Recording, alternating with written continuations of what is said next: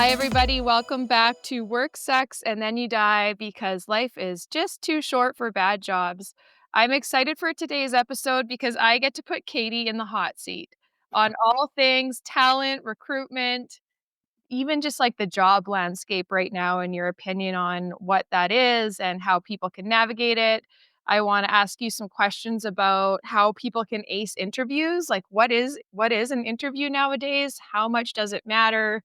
Talk a little bit about why we're moving away from resumes at DNA and how you see this as a really valuable piece going forward and how it's going to disrupt and kind of change the entire system of how we hire. So, before we get started, I need Katie to talk about herself, pump her own tires, and explain to everyone her experience in working in recruitment. She's got some great experience and she brings a ton of knowledge. So, Katie, tell us a little bit about your experience working in talent and recruitment.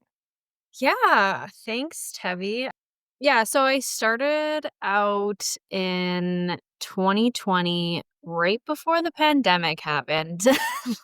Literally was in the office for 7 days, and Crazy. yeah, it was wild. And I started in an agency environment. So, for those who aren't familiar with a recruitment agency, you, as a recruiter, you essentially work on multiple different roles for different companies. It's a little bit of a rat race in the sense that it's like very sales focused because you are wanting to fill placements or roles for these companies in order to get commission or for the company to essentially get paid. Because up until Mhm. that point, there's a contract, but it's free work unless you're successful placing the company. So there is a pretty high stress environment because you do, as a recruiter, agency is different depending on, their commission structure, but it's heavily commission based. You're like a typical sales environment, your base salary is peanuts, so there is a lot of stress of finding people for these roles and being competitive against other agencies and even internally finding someone for the company before they, find someone internally themselves. So So interesting that you say this because I think a lot of people actually don't realize that recruitment is like a sales type of environment. And when you're working in an agency setting, it's really about getting a person placed. And so you think about that from a company perspective. And if you don't know those things as a company about a typical agency, you might not be actually getting the best person for the job because that's not how the agencies are motivated. no, and it's the whole system in my mind. I'm not a huge advocate for recruitment agencies. Yeah. I've worked at a couple, and I just see the fundamental problems with the system and the processes in place that get someone to hire, because it is a bit of a rat race and competition, and like time is of the essence, and you only get paid if you get someone in the position. There's not a lot of motivation to find the right person. It's like finding the first decent person. The first decent, not even the first best, like the first decent person. Yeah, exactly. So, like, there's not a lot of time. Like, so we would, this is add some color to it. It's gonna make people, and I hate sharing this information sometimes because people are like, oh, that's what it's like. This is like, it makes candidates feel like crap because it's just not the best way to like Well, people find jobs, and the candidate's not necessarily given the right opportunity in all of this. But like, we would have like recruitment blitzes. So like a new role would come on with a client of ours. We knew like 6 other agencies were working on it. You would just focus on solely finding as many people you could submit for that role in that morning, and then you'd move on. okay, this is wild to me because you said something else that I think people probably don't realize or understand is that companies are typically working with more than one agency at a time. And that's what also makes it a bit of a rat race because the way that these contracts are set up is you don't get paid, like you said, until you place somebody. And so the model makes it easy for companies to engage with multiple recruitment agencies and kind of pin them against each other because you don't get paid until someone gets placed. And so why wouldn't they? work Yeah. with multiple agencies. But this model to me is just antiquated and old, and it's not working.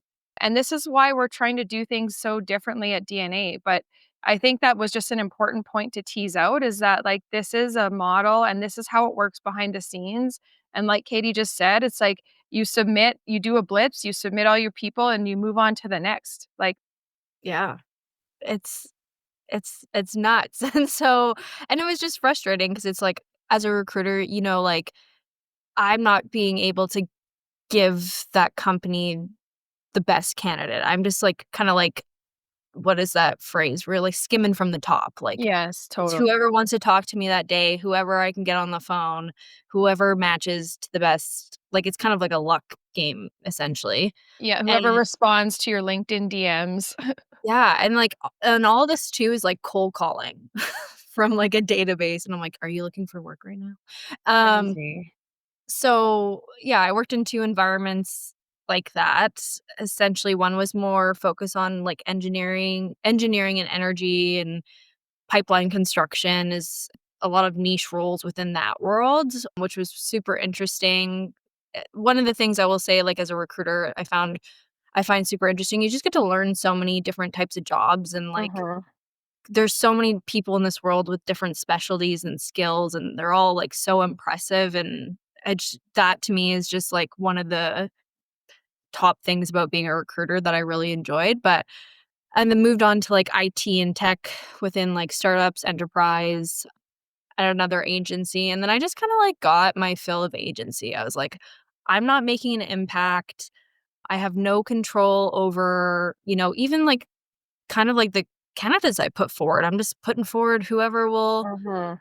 quickly agree to, like, be interested in the job." Like, there's no partnership, there's no Like, getting advocate. to know each other. No, and, like, Wow. as a recruiter, you're kind of like this weird middleman, like, the account manager you work under talks directly with the company or the hiring manager, and then they relay their messages to you as a recruiter, and I'm sure you can imagine, like, things get lost in Mhm. telephone, and hiring managers sometimes don't share things until you've submitted, like, 5 people, and they're like, "Well, actually, this person doesn't have this," and I'm like, "Well, when did that come up?" I don't know, like, Oh, man. rolling over, but, like, and then there's candidates too who are like, as a recruiter, that's who I'm mostly talking to, and I do feel like, as a recruiter, I wanna help support them and advocate for them, but at the same time, they're not paying for my commission, That's right. and I can't give them everything that they need because sometimes the hiring manager is not giving me feedback other than, like, "No, I wanna see more people," or, like, sometimes the hiring manager isn't super clear on their timeline even after saying they're looking for someone ASAP. ASAP in the recruitment world means anywhere from, like, this week to 6 months from now, like, Totally. so, it was just, like, a process that I just, like, you just kinda feel like you have a little control over and you're not really being effective, or at Mhm. least that's how I felt, and so I moved on to a company that was based out of the States that worked with startups, and it was a recruitment process outsourcing company, so this is more of a hands-on experience with the recruiters.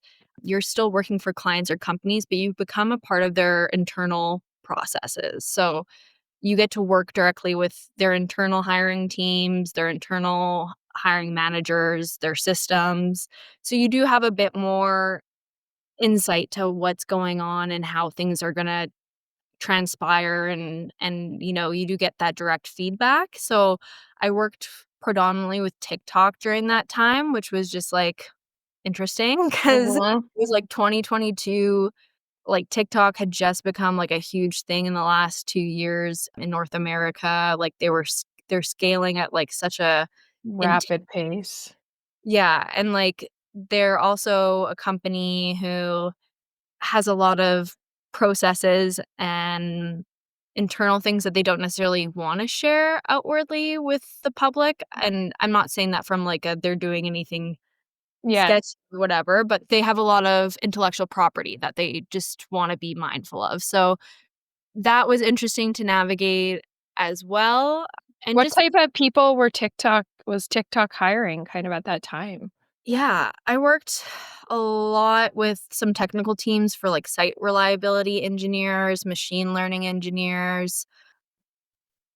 Those are the main technical roles I recruited for, which are at the time especially, I felt like quite niche. Like, there's within the software development space, there are quite a few people, but at the Mhm. caliber that they were looking for at the Mm. time, like, Like, what was some of the criteria that was there any sort of criteria that you were like, "Holy crap, like, how am I gonna be able to meet this criteria?"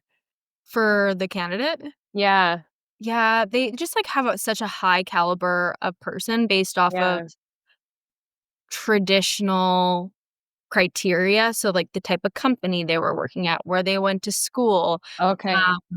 There are certain educational institutes, both, like, Ivy League and university college level, but also, like, certain boot camps and stuff like Mm, that, that they mhm. really like, there was a list of, like, here's kind of what we wanna see in the ideal candidate, and, of course, like, any, like, FAANG company, like Google, Mhm. Microsoft, like, Snapchat, like, those are the places that they wanted people from, but, of Okay. course, that's challenging in itself. If you have a cushy job at Microsoft, I don't like, you know what I mean? Like, there's Mhm. also that's a hard move to make, and people have, like, varying opinions of a platform like TikTok, so some people would tell me to kick rocks when I Yeah, felt, yeah. and other people were really excited about it, so it was just, like, a whirlwind, but I also worked on some non-technical roles with their like, I think, their product team, so Mhm. that was a little bit easier. Non-technical roles are just usually a little bit easier to fill because the technology aspect usually doesn't hinder someone's ability to, like, make it past the technical interviews and stuff like that, but it was just, like, a challenging environment to recruit in just because of, like, the quality and caliber of talent that they were looking for. Totally.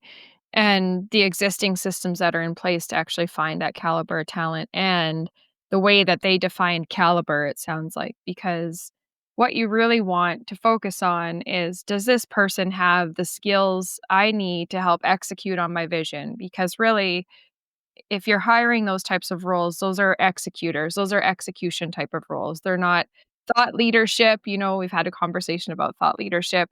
They're not roles where you need like a strategic thinker that's building a vision. Like the vision is built, I need people to come in and execute against the vision. And I do maybe this is a conversation for another day, but I do think companies kind of get caught in this whirlwind of like hiring too many thinkers and not enough doers. And you've probably seen that in your experience as well. And maybe that's a different podcast episode where we can talk about, thinkers versus doers. Yeah, I think too, though, that, like, kinda leads into the type of skill sets that people are looking for and prioritizing in roles, especially technical roles. I think there's, like, a lack of importance placed on those, like, soft skills Mhm. or transferable skills that come from other areas of experience. Like, I think those are underappreciated, but, like, when they're there, that's what sets a top tier person in that role versus, someone who can just do the job. So, Totally. yeah, I think that is a conversation for another day, but it's, like, a really, really interesting point to think about. Yeah, I think even adding in that transferable skills piece, because I know you and I have had many conversations with many candidates, and I think all different diverse backgrounds, whether, age, demographic, education, where people have a really hard time seeing their own transferable skills. Like, even me thinking about what my transferable skills are now, I have a hard time. Yeah. It's hard, and so I think what we're doing at DNA is we're, gonna help you figure out what those transferable skills are. We're a skills-based hiring platform, and a lot of times people are like, "Well, I don't have a diploma or a degree that's listed in the job posting, so I can't apply." But what if you have all of the skills that are required to execute that job? And this is probably why you're so passionate about the problems we're solving too, is because you see the value in that. Yeah. And I think what we're seeing too, whether it's, like, a high caliber company like TikTok hiring or just the average startup, scale up, or whatever industry you're in, we're all running into the same problems with the current systems that are in place. Like, we set these limitations that have been defined as success in candidates. So, like, the type of education you have, or like the type of company you have worked at, like, or how long you've even worked at that company, like with people talking about, like, oh, God forbid someone changed their job within a year. All these like limitations that have been based as like the criteria for like finding the right person, and they're not opening up the talent pool to increase your likelihood of finding the right person. They're narrowing it. Yes, yes, 100%, and I think what we've seen happen by default when you focus on skills is it actually starts to broaden the talent pool versus narrowing the talent pool, and I get why some of these companies want to narrow the talent pool because they think that if they do that, they're gonna get exactly the person that they need, but that's actually what we're saying at DNA is that that's counterintuitive. What Yeah. you wanna do is focus on skills, not saying those other things don't matter. We're not saying education doesn't matter. We're not saying work experience doesn't matter, but what should be the most important is what are the skills that this person needs every single day to execute on the job that I have posted? And I don't think that we as hiring managers in general are actually asking that question and answering that question enough and putting enough importance on that. Yeah. And I think too, I think there's an apprehension to sometimes think that way or approach it that way because people think it's gonna be inefficient. Like, it's gonna Mhm. take longer, it's gonna require more work, it's gonna require, like, changing the way things are done. But just because that's gonna take a little bit more work off the get-go, and maybe processes may have to be changed, doesn't mean you should stick with something that's not really serving you for the rest of it's like doubling down on something that isn't, like, the best way to do things just because Right. you've always done them. Yeah. I don't like that's where, like, the lack of innovation has come into play within the recruitment and hiring space. I feel like so much of what has been innovated in recruitment and hiring is, like, platforms and technologies to help facilitate the same processes, Yes. the same system. Yes. But that's the root of the problem is the processes and systems in place. Like, you can slap AI on all those things, and it's not gonna solve the current problems that you have. You're just gonna, like, maybe, I don't know, make it, like, less hands off for the recruiter, but I don't see that Totally. problem.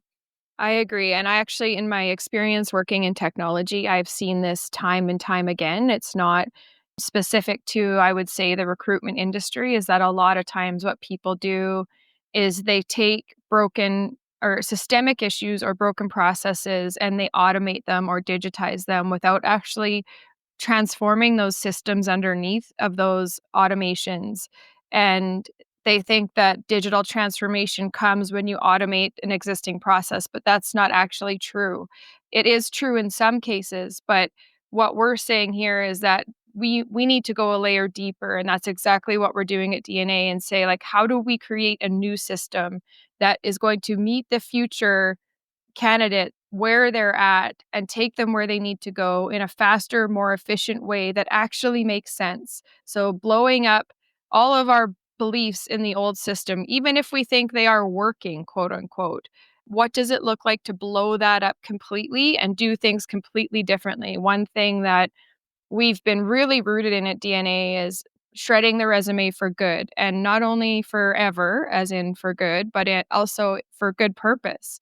The resume is rooted in antiquated systems. It's almost like the root of the system. The resume is like the root of the system. It's the thing that's been around the longest. It perpetuates discrimination and bias. It focuses on things that maybe don't matter as much as they used to. And we are not using resume-based hiring at DNA. We are completely wiping out the resume. We are gonna eradicate the resume. That is our goal, our mission, and there's a good reason behind that because of that is the core of the system that does perpetuate all those things that you just talked about, and what happens is we tend to like digitize around the resume. Yeah. And I just think we can do things so much better and more effective. And I don't think the future generation, to be quite frank with you, think about my 3 kids. Like, I actually don't think they're going to put up with it. I don't think they're going to put up with all the ineffective ways that we do things. No, and it's like, I don't know, it's just I feel like we're at such like, we're on the brink of something because like, Yeah.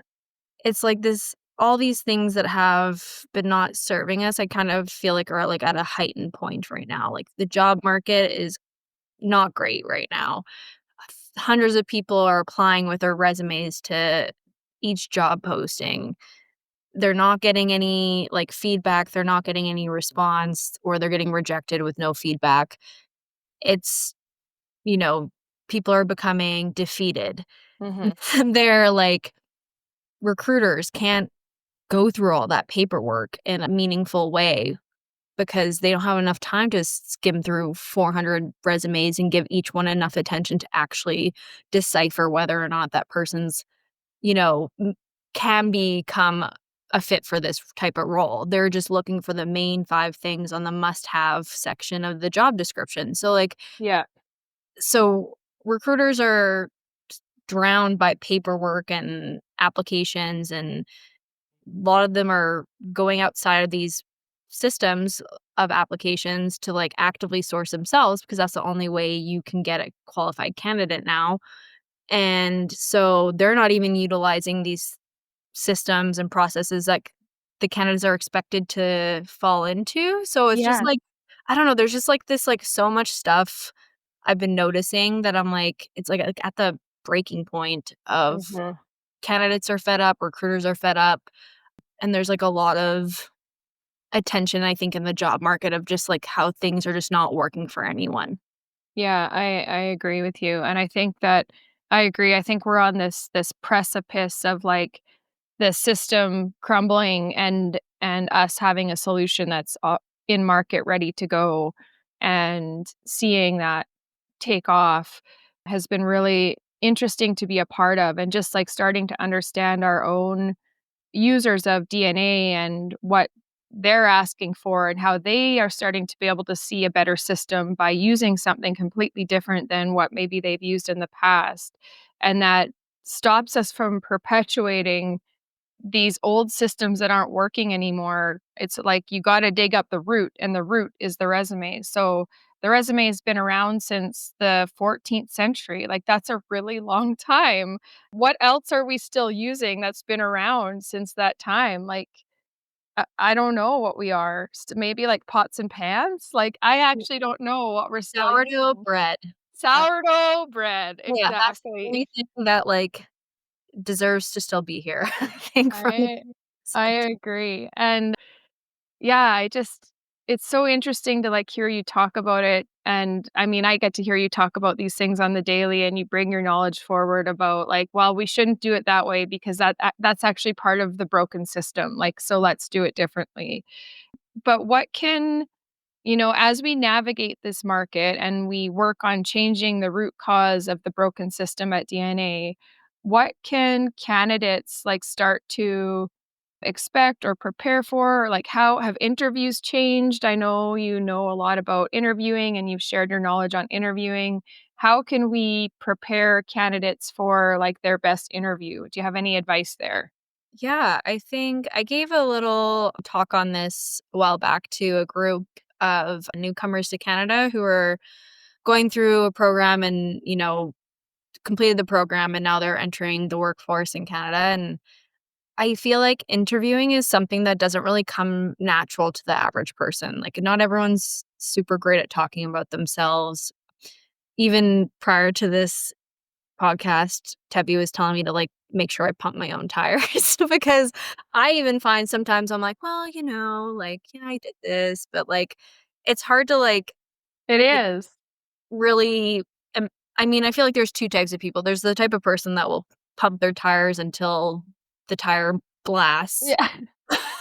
and then there's people who I think, we ride around with a little less air in the tire than we need, but, like, it's It's not a natural process for a lot of people. People get really nervous, and I think people view interviews as, like, they have to show up, like, they don't have power in it. They have Mhm. no agency Yes. in it.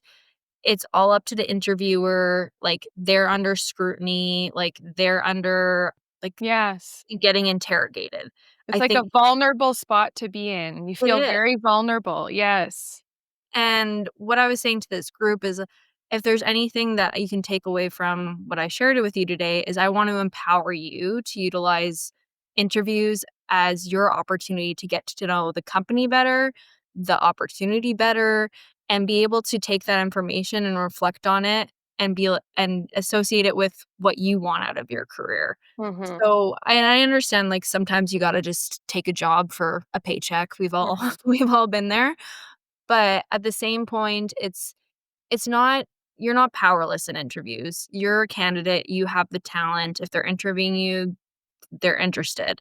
So, you should be using those opportunities to get to know them better, get to know, yourself better as well, like, what aspects of the job don't sit right with you, or, like, is the interviewer kind of, like, vague about the answers they give to the questions you ask? Like, are they not able to, like, answer compensation questions? Are they unable to, give you a direct answer of why this position is open? So just, taking some power in an interview to not just be the person sitting there answering questions. Mm. You should be able to ask questions, as well as, like, I think too, going back to, like, not everyone's super comfortable talking about themselves. I think a really good way to, and I'm guilty of this, I don't do this enough, to kind of flex or grow that muscle is getting used to talking to your friends and family about what you do. Mhm. And, like, what do you do in your job? What skills do you have? Why are you good at your job? What you're interested in? Because I think if we bring those conversations into situations and environments where you feel comfortable to express yourself, it's just gonna be something that you're used to talking about.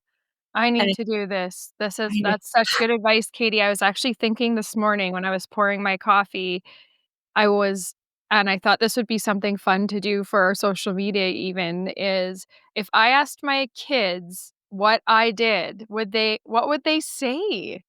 Like, I don't actually know what my they would say she runs a company. Like, I don't know, but they don't know what I do every day. Yeah. And even, like, I'm so guilty, like, my partner, Chris, I had this, like, thought the other day, and I asked him, and I'm like, "I don't mean this in, like, accusatory way, but, like, Yeah. do you know what I do for work?" And he's like, "Well, yeah." I'm like, because, and I don't think that's, like, thinking that he's not interested. I'm like, "I don't think I talk Yes. about it enough." Yes, totally. Not that it has to be, like, everything you talk about in your personal life, but, like, I think it's just, like, learning to be, like, to champion your accomplishments, your skills, Yes. I mean, we spend 8 hours a day at work. I think we should be able to be like, "Yeah, I did this today, and I did this well," or like, I felt good about it. yeah, or Yeah. like, "You know what, this happened at my job, and I don't think that's really aligning with what I want to do long term," Yeah.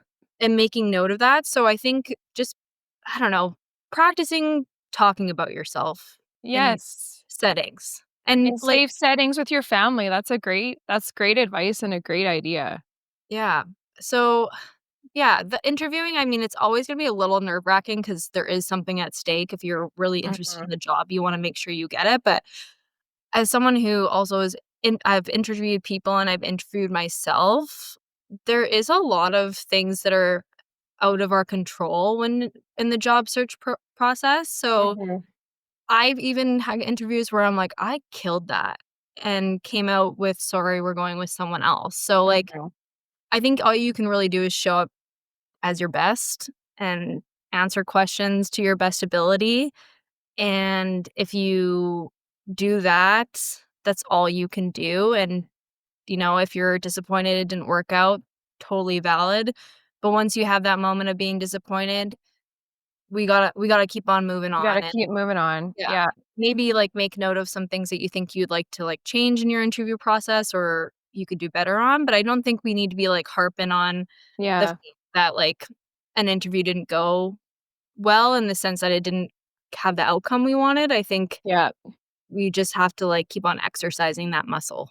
Yeah, I agree with you. And there's ways to exercise that muscle outside of the interview. Part of what we offer at DNA from a services perspective is Katie will sit with you and do a mock interview. And that's something you can go to our website, purchase, book a time with Katie, and she'll sit with you for 30 minutes, do a mock interview, and help you prepare for your interview. So that is also something you can do to flex that muscle. I love the idea of talking about it at home. I'm gonna take that away and try it. I'll report back to you and see. I might have to record my kids and see what they say because it could be kind of funny. You know, it would be so interesting to have, like, my 13-year-old as a guest on this podcast and, like, talk to him and say, like, "What do you think the future of work is gonna be all about? Like, what kinda work do you wanna do when you grow up?" You know? Yeah. Do your kids ever kinda talk about, like, going to university or school or stuff They like that? do, yeah, but, like, I have one who doesn't love school already, so, like, I already can see him maybe, like, choosing an entrepreneurial path, which I am totally okay with. I was actually thinking that even the way that our investment systems are set up, so, like, I have an RESP for the boys, but that's only if they go to post-secondary, and I was like, "Well, what if I how come there's not some sort of investment vehicle set up where you could actually put a money into every month for your kid to become an entrepreneur and start up a business when they're done high school and try that out for 4 years because you learn just as much doing that as you would going to university, right? So and I Exactly. know that we, like, think about university degrees as something to fall back on, but I actually don't know if that's gonna be the case going forward. Yeah, no one cares about my Bachelor of Commerce degree. Yeah. I'm gonna tell you that much. Uh, Like like, I've never like, other than it being like, "Oh, it got me 5 grand more a year at my first recruitment job because I had a degree," like, no one references it to me. Like, I just think like, obviously, it's necessary for certain professions like yeah, medical, engineering, finance, lawyers, and yeah. lawyers and stuff like that, but, like, yeah, I hate to say it because my parents worked hard to pay for my Yeah. degree. No one cares about my degree. I know. I have 2 bachelor's degrees, and I was like, one in kinesiology, one in business, and nobody cares about those either. And maybe they do on paper, but that's the system that we're trying to dismantle, is that the paper doesn't actually matter. What matters is what what you know, what you value, and who you are, and those 3 things are what really contributes to the job every day. And the other reason why those things really matter is because I think you and I are both passionate about people not getting stuck in jobs that are going to make them miserable and burn them out. Yeah, exactly. It's it's challenging right now, I think. I want people to be empowered to find the right opportunities for them, but also knowing how the job market is, there are Yeah. some concessions that probably will have to be made by the average person and, fulfilling those values and preferences, but I think even if it's not 100% possible in this job market, even just, like, switching that mindset going forward, I think is gonna serve us all a lot better in the long term as individuals and as society, and I think as much as, we all would love to get fulfillment out of our everyday job, there also are other places in our lives that we can kinda top Yes. of the cup, so to speak. Agreed. I think that's really important because somehow we've evolved into a generation where our jobs are our purpose. Where, like, when I was growing up, you know, I watched my parents, they liked their jobs, but, like, that wasn't their purpose in life, and their purpose was family and kids and post or curricular activities, things that we would do after school, whether it was, like, watching our sports or social activities, right? And, like, there the job was a utility, and for some reason, our generation anchors our, like, whole being and purpose into our job. And I just don't think that and then it becomes your identity, and so the second something happens to that, you feel like the ship has completely sunk because your identity is just so attached to that, and you think that's your purpose in life. And it's maybe part of your purpose, but it's not your whole purpose. And I think you make a really good point because as of April 4th, today, the Canada's job market has experienced a notable downturn. In March, the Canadian economy shed approximately 33,000 jobs, making this the first employment decline since January 2022. This reduction increased the national unemployment rate from 6.6% to 6.7%.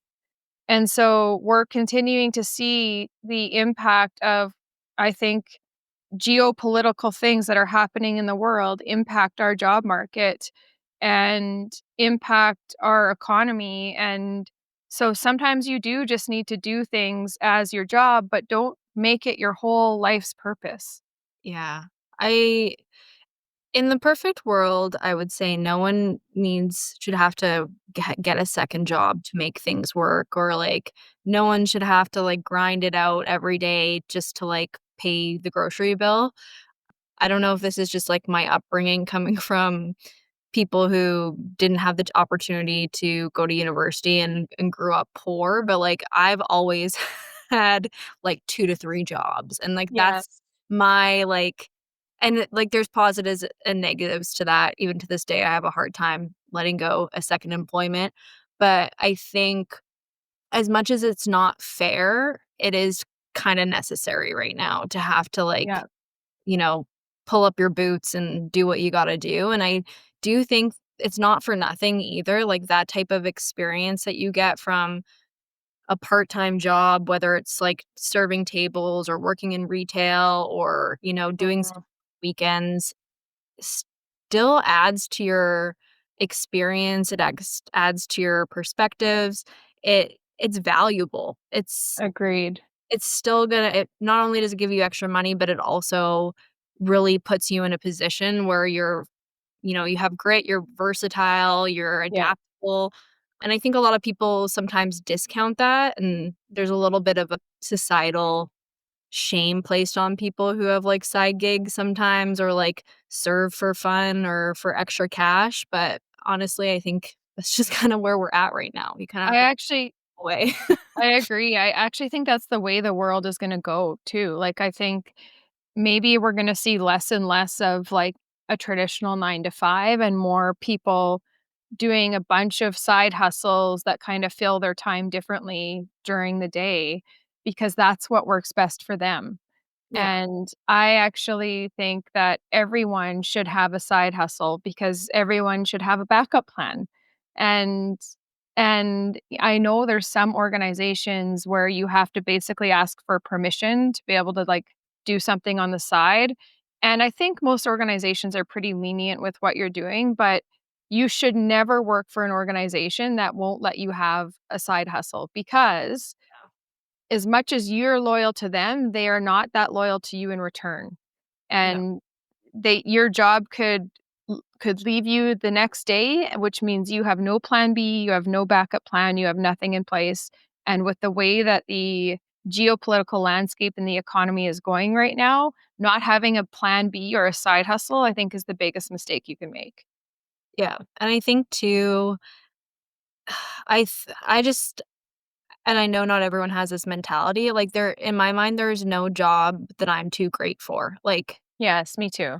I think you just gotta humble yourself, and sometimes humbling yourself is acknowledging that, like, yeah, maybe you just gotta pick something up on the side or, you're not gonna work just a 9 to 5, and your weekends might not be free for leisure, and it And sucks. that's okay. Yeah, but that's okay, and Yeah, honestly, like, if you find a side gig that you like, for me, I serve on the side. I'm, like, someone who's worked in the restaurant industry since I was, like, 15. I enjoy it. Like, it's social, I get out, like, I make some money, I talk to new people, like, it's totally. I know. I there's a few things that I wanna do. I think I would love to teach, like, university or college. maybe it's just like an evening class on entrepreneurship or something like that, you know? Like, I just think there's little things that I would get a lot of joy out of and reciprocate that joy to the people that are there as well, like you said, and there's nothing wrong with that. Like, that's great. And there is one thing too that I've noticed in the job market is as I mostly on LinkedIn, so that's kind of a skewed subsection of people, but it does seem like it's taking a lot of people longer to find work after they've been laid off, like 8 months. At first, I thought this was just like one-offs that people were experiencing, but now I've been seeing more and more, and I think that's just the new normal. And as much as people, you want to get back into the role that you've spent years getting experience in and kind of getting back to like your career, as a recruiter, I'll say this, like, it is more impressive to me to see someone who's been doing something completely different outside of their, like, 9 to 5 job description in between, like, their career jobs being kind of dismantled by layoffs or whatever it may be, than seeing someone who just has a gap. Yeah, that's a really good point. And I know that I've been talking to, at events, a lot of university students who've just graduated and they're like, "Oh, I can't get a job." I'm like, "Just get any job and Yes, keep on looking." keep looking. Yeah. Yeah. Yeah, that's great advice. Any kinda last words of wisdom that you would leave for job seekers who are, listening to this and getting some nuggets of wisdom? Any, like, last words of advice you would wanna leave some job seekers? Yeah, I have a couple. I think as much as it's challenging, don't take it personally. Like Mhm. like I said, you can only show up to the best of your ability. And I think rejection in the job space is really hard on everyone. I've had that experience where you're like soul crushed because you're like, I didn't get this opportunity. Like, am I not good em- good enough at my job? Am I not, smart enough or whatever the criteria that you think it might be? So I think don't take it personally. And I think all you can ever do is like do your best. So with that, I mean like keep on applying for jobs. I know it's, like, frustrating because 400 other people are applying to the same job. I would say in order if you to, like, kinda have a competitive advantage, try to reach out to recruiters that are associated with the job postings that you see, whether it's, like, the recruiter at the company, get to know recruiters on LinkedIn. There's many who would love to talk to you. Find the ones that work within the industry you're looking to work in or the type of role that you're trying to work in, and just send them a quick note. I mean, it may not transpire to something right this moment, but it's better than sitting back. What else can I say? I think also just, advocate for yourself in the sense that, like, keep on showing up. Like, show up to networking events if you have the time to do so. Introduce to yourself on LinkedIn to people. Ask people for favors too. Like, I think sometimes we're all a little too proud to be like, do you know anyone that's hiring for this role? Or do you know anyone who'd like need my type of skill set? I think we all need to like lean on each other a bit more and try to help each other out and kind of develop more community if in this space. So I would suggest showing up that way. And honestly, I think the last thing is, yeah, kind of get to know yourself better through the process. Learn how to talk to your friends and family about what you do. Spend some time thinking about what you really want out of your next career step. Learn, if there's anything that you think that you need to brush up on or upskill or reskill on. If you're in the job search process, that's a great time to do so. So I think kind of use it as a self exploration time if you can do so. And yeah, just don't take it personally and just keep on going, I would just say. Yeah. I love it. I read this article yesterday that talked about the soldier mentality versus the scout mentality, and the soldier mentality is reactive and the scout mentality is curious. And so I always think of like Girl Guides or, you know, Troop Beverly Hills used to be like one of my favorite movies when I was little. So it's just about like keeping that scout mindset, that Girl Guide mindset, staying curious and continuing to show up despite maybe getting rejected, shut down, feeling crappy. Like, you know, I think that we've all been there at some point in time for the most part, and know that nothing is forever. Nothing lasts forever. So, like, eventually you're going to get to where you need to go. Yeah, exactly. I love that. Leading with curiosity will always do well for you. Totally. Well, thank you, Katie. This was awesome. So many nuggets of wisdom. I think our listeners will get a lot of value from this episode. And don't forget to like and subscribe on wherever you listen to your podcasts so you will be notified when our next episode comes out. Thanks, everybody.